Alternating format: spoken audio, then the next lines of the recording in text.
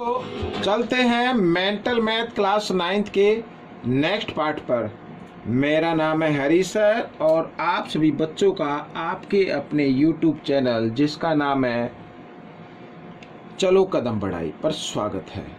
तो बच्चों अगला पार्ट नेक्स्ट पार्ट हम करने वाले हैं और इस सीरीज में हम करें chapter number 12 surface areas and volume. आइए क्या कहता है नेक्स्ट पार्ट, देखिए यहाँ पर।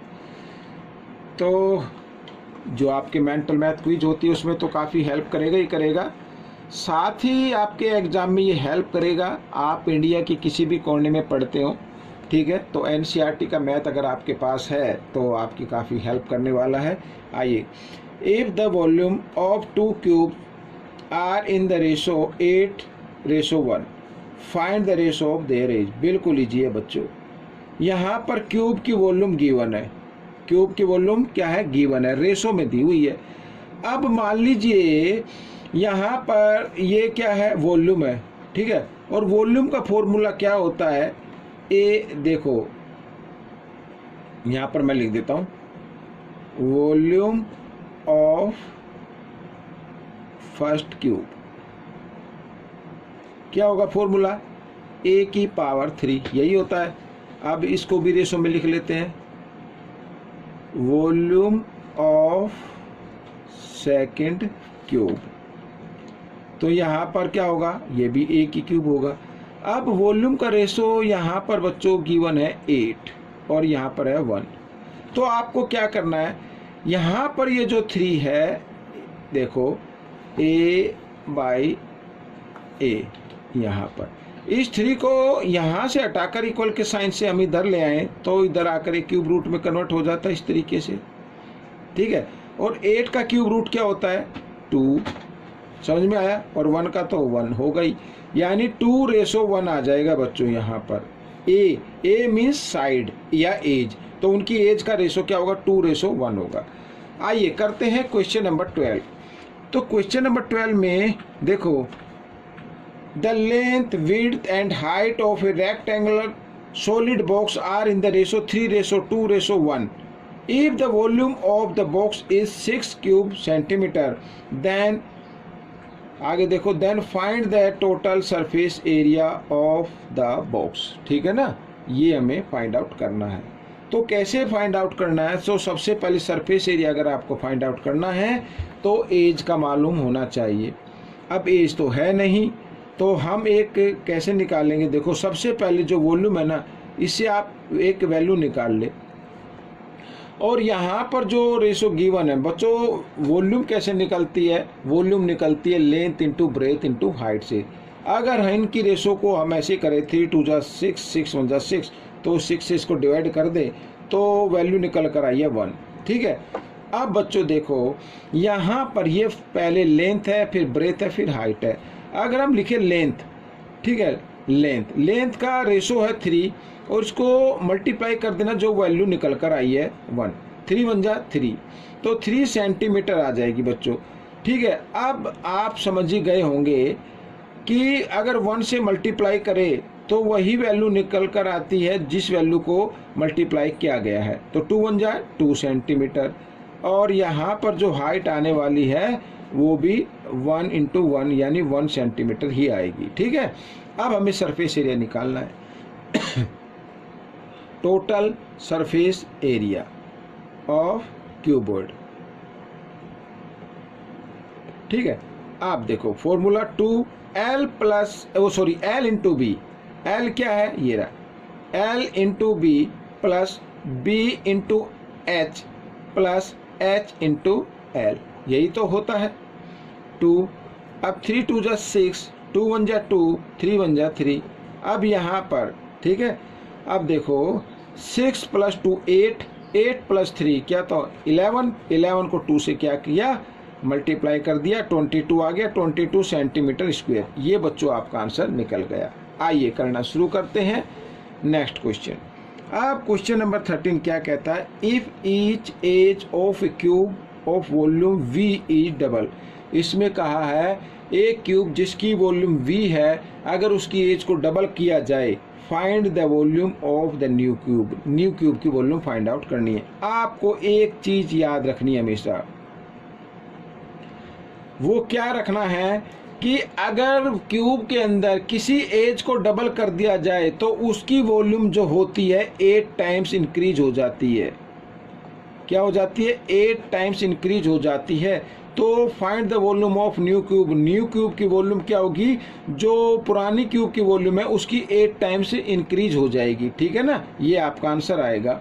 अब ये होगा कैसे मैं बताता हूँ। देखो यहाँ पर मान लीजिए अपनी जो ओल्ड क्यूब है यानी पुरानी क्यूब है अपनी, उसकी जो एज है मान लो वो 2 है, तो वॉल्यूम क्या होती है? 2 इंटू 2 इंटू 2 ये होता है 2 2 जा 4 2 जा 8, तो 8 आ जाती है। ठीक है, अब न्यू क्यूब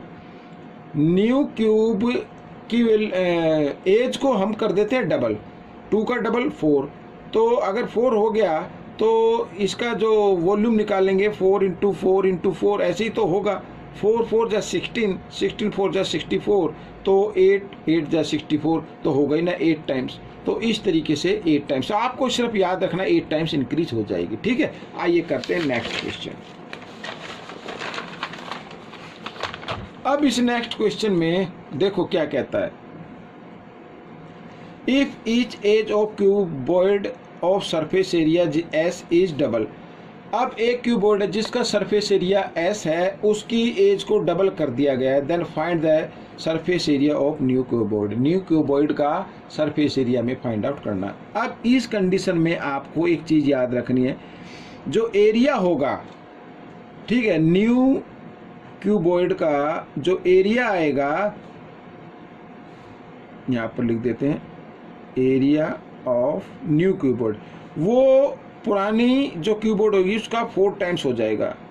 4 टाइम्स इंक्रीज हो जाता है बच्चों, ये क्या हो जाता है? 4 टाइम्स इंक्रीज हो जाएगा। ठीक है ना, ये अब ये कैसे होगा इसको भी हम एक्सप्लेन करके देखते हैं। देखो यहाँ पर मान लीजिए कोई क्यूबॉइड है हमारे पास, ये मैं एग्जाम्पल के तौर पे आपको बता रहा हूँ, शॉर्ट में बताऊंगा, जिसकी लेंथ है 3, ब्रेथ है 2 और हाइट है 1।